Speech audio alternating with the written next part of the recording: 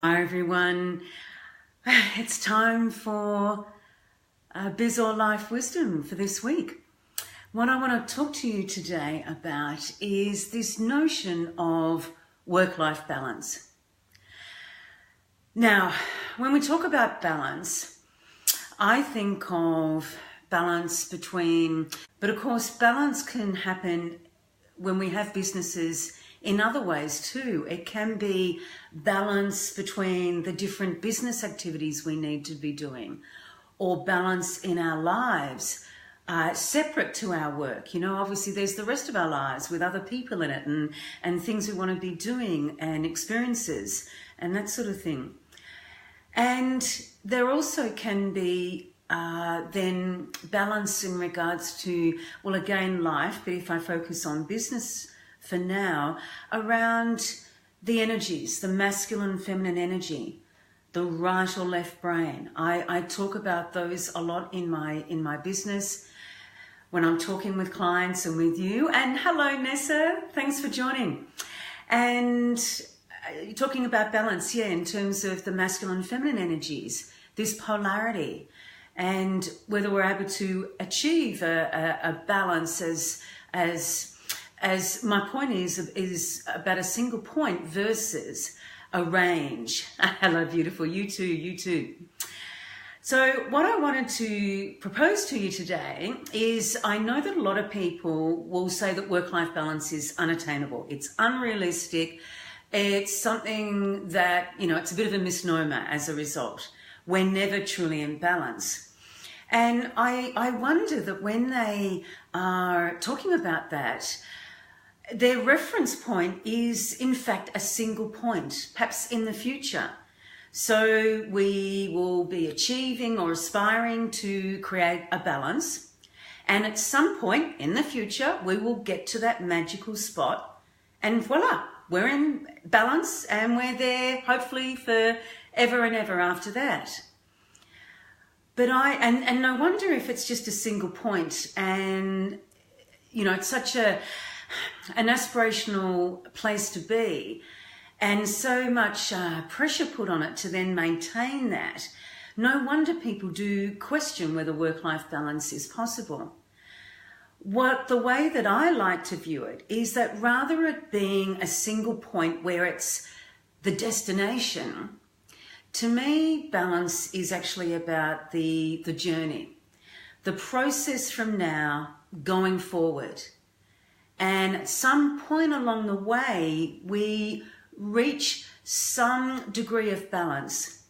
And if I use the example of a seesaw, that's what makes sense to me and what I think of when I talk about this.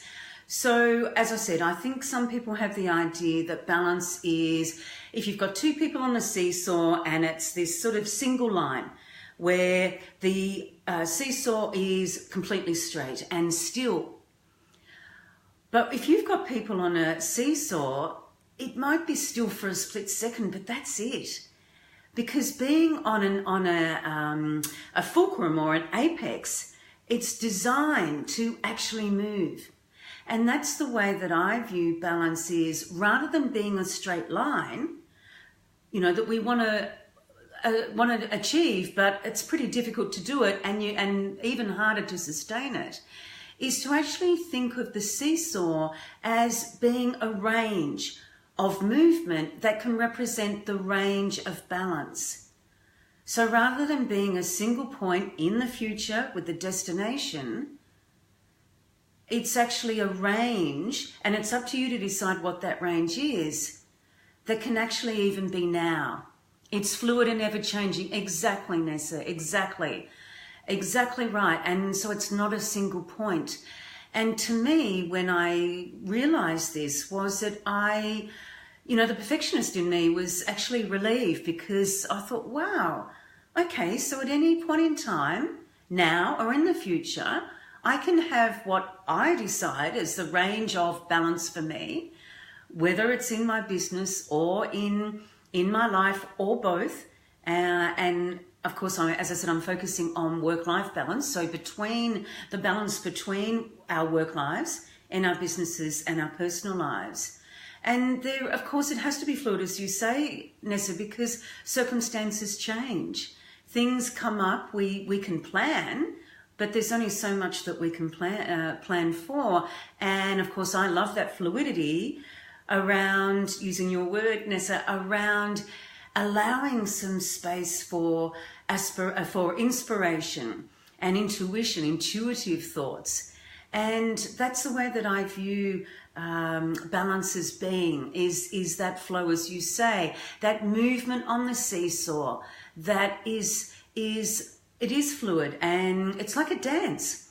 I actually see it as a bit of a dance. And so what I suggest that you do, or I invite you to do if you want, is have a think about where can that dance, where can that movement on the seesaw occur between your work and your life, so that instead of being this, as I said, almost unattainable, almost certainly unsustainable, just a point in time in a straight line, look at it as being arranged and being more at ease with it. And actually, the other thing also I think is feeling, when I think of balanced as well, I think of being grounded.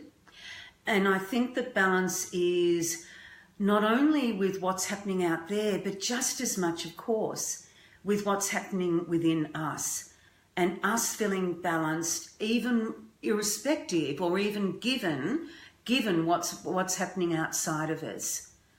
So if you can think about a balance between your internal and the external as well, and where those stresses might be, and where the boundaries between work and life may need to be perhaps adjusted, maybe made more flexible, so there can be this fluidity.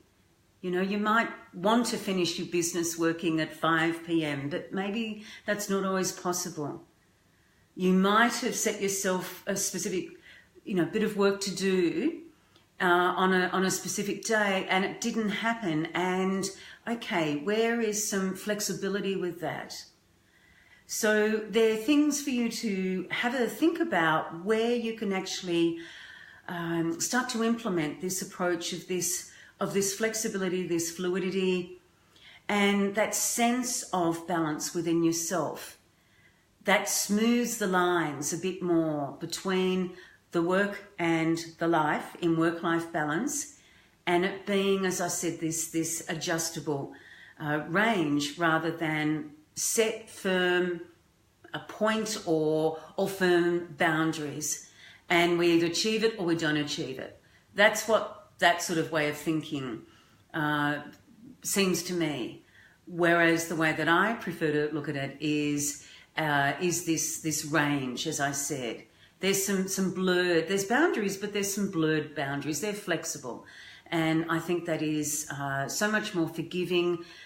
It actually allows us to feel balanced. And it changes, it allows us to reframe it.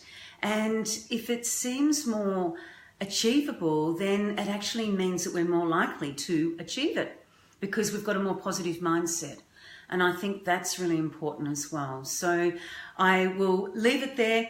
I wish you all a good rest of the day. And again, as usual, any questions, any comments, anything you want to add to what I've said, I really encourage you to be doing that. And I'll probably do more videos on this as we go along, as my thoughts evolve, and encourage you, as I said, to make contact, leaving comments below or PM me or anything. All right, thank you. Bye, Nessa. Thanks for joining. Bye, everyone.